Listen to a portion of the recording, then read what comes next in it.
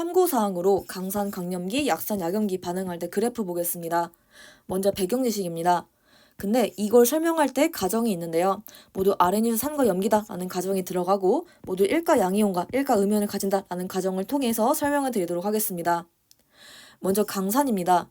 HA가 H 플러스랑 A 마이너스로 분리가 되는데 HA가 강산이라면 A 마이너스는 구경꾼 이온이고요. 이 반응은 화살표가 이쪽으로만 되어 있기 때문에 비가역 반응에 해당을 합니다. 약산은 HB가 H 플러스랑 B 마이너스로 분리가 되는데 HB가 약산이다. 그러면 B 마이너스는 약염기고요. 그리고 이 반응은 화살표가 둘 다 존재하니까 가역 반응에 해당을 합니다. 강염기는 COH가 C 플러스랑 OH 마이너스로 분리가 되는데 COH가 강염기다. 그러면 C 플러스는 구경꾼 이온이고요. 화살표가 이쪽으로만 되어 있기 때문에 비가역 반응에 해당을 합니다. 약염기는 DOH가 D 플러스랑 OH 마이너스로 분리가 되는데요.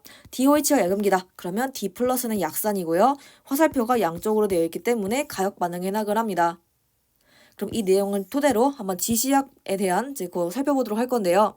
지시약으로 판단을 하고 싶다. 그러면 pH 변화가 급격하게 발생을 해야 중화점을 파악할 수가 있습니다.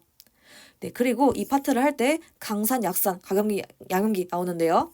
이거에 대한 내용 복습을 해보겠습니다. 25도씨를 기준으로 pH를 따진다. 그러면 pH가 7이다. 그러면 중성이고요. 만약에 이제 7보다 크다. 그러면 염기성이고요. 7보다 작다. 그러면 산성에 해당을 합니다. 근데 강산, 약산, 약염기, 가염기 이런 것들이 명확한 기준이 있진 않은데요. 이쪽으로 갈수록 강산이고요. 이쪽으로 갈수록 약산입니다. 그리고 이쪽으로 갈수록 약염기고요. 이쪽으로 갈수록 강염기입니다. 명확한 기준이 딱딱 있는 건 아니지만 그냥 강산, 약산, 그리고 약염기, 강염기가 대략적으로 나뉜다라고 봐주시면 됩니다. 그래서 이걸 기반으로 한번 케이스 4개 살펴보도록 할 건데요. 먼저 일정한 양의 강산에 강염기를 가할 때입니다. 예시는 강산인 염산에 강염기인 수산화 나트륨을 가하는 경우인데요. 처음에는 강산만 있기 때문에 pH가 매우 낮다라고 할 수 있습니다. 그래서 굉장히 낮은 거 볼 수 있는데요. 나중에 이쪽에만 있다. 그럼 강염기가 굉장히 많기 때문에 강염기의 영향이 커서 pH가 매우 높다라고 볼 수가 있습니다. 그리고 급격하게 발생을 해야 중화점 파악이 가능하기 때문에 여기 즉 페놀프탈레인과 메틸오렌지 모두 지시약으로 사용이 가능합니다. 그리고 중화점에서는 구경꾼 이온인 Cl-와 구경꾼 이온인 나트륨 이온만 존재합니다. 강산에서 구경꾼 이온 그리고 강염기에서 구경꾼 이온이기 때문에 다 구경꾼이고요. 이렇기 때문에 얘네들은 산과 염기가 없습니다. 그래서 25도씨 기준으로 pH 7이므로 중화점은 pH 7 중성이다 라고 할 수가 있습니다. 그러면 일정한 양의 약산에 강염기를 가하는 경우 두 번째로 보도록 할 건데요. 예시로는 약산인 아세트산에 강염기인 수산화나트륨을 가하는 경우입니다. 처음에는 약산만 있기 때문에 pH가 약간 낮습니다. 근데 마지막에서는 강염기가 압도적으로 많기 때문에 강염기의 영향에 의해서 pH가 매우 크다라고 볼 수 있습니다. 근데 pH가 급격하게 변하는 지점에서만 지시약으로 판단이 가능한데요. 얘만 가능합니다. 그래서 메틸오렌지는 안 되고 페놀프탈레인만 가능하다라고 볼 수가 있고요. 중화점에서는 약염기인 CH3COO-인 아세트산 이온과 구경꾼 이온인 NH+가 존재합니다. 그래서 약염기에서는 얘가 약염기고요. 구경꾼 이온에서는 얘가 여기서 이제 구경꾼 이온이다 라고 볼 수가 있습니다. 그래서 구경꾼은 필요 없고 약염기만 존재하기 때문에 여기서는 약염기구나 라는 걸 파악을 할 수가 있습니다. 세 번째로 일정한 양의 강산에 약염기를 가할 때인데요. 예시를 보시게 되면 강산인 염산에 약염기인 암모니아를 가하는 경우입니다. 근데 사실 암모니아는 우리가 잘 알고 있다시피 기체입니다. 그래서 암모니아를 물에 녹여서 사용을 하고요. 이게 바로 뒤에 나오게 되는데요. 암모니아 수라고 부릅니다. 그래서 이게 물 숫자예요. 그래서 암모니아를 물에 녹여서 사용한 암모니아 수를 사용한다라고 봐주시면 됩니다. 그래서 얘가 기체라서 어쩔 수 없이 물에 녹여 사용한다 보시면 되는데 우리 앞 단원에서 했었는데요. 암모니아가 염기인 이유 보도록 하겠습니다.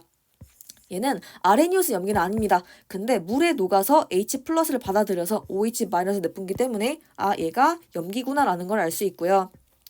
화살표를 보시게 되면 양쪽 다 존재를 합니다. 그래서 얘네들은 가역 반응이구나. 그래서 약염기구나 라고 파악을 해주시면 됩니다. 그리고 이 이온의 이름은 바로 암모늄 이온입니다. 네, 그래서 이 내용 바탕으로 파악을 해볼 건데요.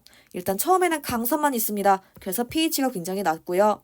여기에서는 약염기 영향이 굉장히 큽니다. 그래서 pH가 약간 높다라고 볼 수가 있습니다. 그리고 여기서 급격하게 변화하는 지점은 메틸오렌지밖에 없기 때문에 페노프탈레인은 사용이 안 되지만 메틸오렌지는 사용을 할 수가 있습니다. 중화점에서는 구경권 유닛 CL-와 그리고 여기에서는 암모니아에 H+가 붙은 NH4 플러스인 약산인 암모늄 이온이 존재하기 때문에 얘는 필요 없고요. 얘가 약산이잖아요. 그래서 25도씨 기준으로 pH가 7보다 약간 작은 약산이다 라고 봐주시면 됩니다. 네 번째로 일정한 양의 약산에 야금기를 가할 때입니다. 예시는 약산인 아세트산에 야금기인 암모니아를 가하는 경우인데요. 처음에는 약산만 있기 때문에 pH가 약간 낮습니다. 근데 여기에서는 야금기 영향이 크기 때문에 pH가 약간 높다라고 볼 수 있습니다. 그리고 여기서 다 급격하게 변하는 지점이 없기 때문에 페노프탈레인, 메틸오렌지 모두 지시약으로 사용을 할 수가 없습니다. 중화점에서는 야경기랑 약산이 모두 존재합니다. 네, 이러한 경우에는 이제 25도씨 기준으로 pH가 확실하지 않기 때문에 중화점을 우리가 직접적으로 파악하기가 굉장히 어렵다라고 봐주시면 됩니다. 그리고 조금 심화적으로 가게 되면 염기도 강한 거 약한 거가 있지만 강한 거끼리도 강도가 있고요. 약한 거끼리도 강도가 있습니다. 그래서 만약에 야경기가 더 강도가 강하다 그러면 약간 염기성일 거고요. 만약에 약산이 더 강도가 강했다 그러면 약간 산성일 겁니다. 근데 우리한테 이거 비교를 시키는 건 불가능합니다. 얘가 더 염기가 강하니 얘가 더 산이 강하니 이런 식으로 내는 게 불가능하기 때문에 즉 이제 고등학교 과학 기준에서는 불가능하기 때문에 일단 이제 조금 더 심화적으로 가자면 약염기 약산이라고 해도 더 강도가 좀 차이가 있어요. 얘가 더 강할 수도 있고 얘가 더 강할 수도 있다. 얘가 강하면 약간 염기성일 것이고 얘가 강하면 약간 산성일 거긴 한데 어차피 다 약한 친구들이잖아요. 그래서 pH가 확실하지 않다라고 봐주시면 됩니다. 그래서 약산과 야경기를 할 때는 보통 이렇게 지시약으로 판단을 하는 거는 거의 안 한다라고 봐주시면 됩니다. 사실 뭐 얘네들도 강도가 있을 거긴 해요. 뭐 얘가 강할 수도 있고 얘가 강할 수도 있긴 하지만 어쨌든 그걸 우리한테 물어보진 않기 때문에 그냥 이거는 모른다라고 답변해 주시면 됩니다. 그러면 전기 전도도를 보겠습니다. 자세한 원리는 모르셔도 되는데 그래프는 참고를 하시는 걸 추천을 드립니다. 만약에 일정한 양의 강산에 강연기를 가한다. 그러면 예시로는 강산인 염산에 강연기인 수소나트륨을 가하는 경우인데요. 전기 전도도를 보시게 되면 처음에는 감소를 확 하다가 나중에 착 증가를 합니다. 그래서 여기가 중화점이다 라고 볼 수 있고요. 일정한 양의 약산에 강연기를 가한다. 그러면 약산인 아세트산에 강연기 수소나트륨을 가하는 경우가 대표적인 예시인데요.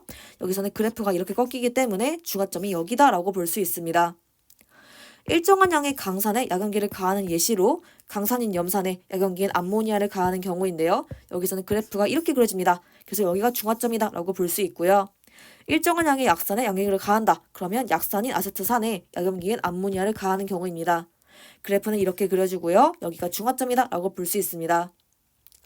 그래서 우리가 아까 앞에서 전기 전도도는 용액의 부피분의 전체 이온 개수인데 사실 이온별로 전기를 통하게 하는 정도가 다르다 그랬죠. 누구는 좀 전기를 잘 통하고 누구는 전기를 잘 못 통하게 합니다.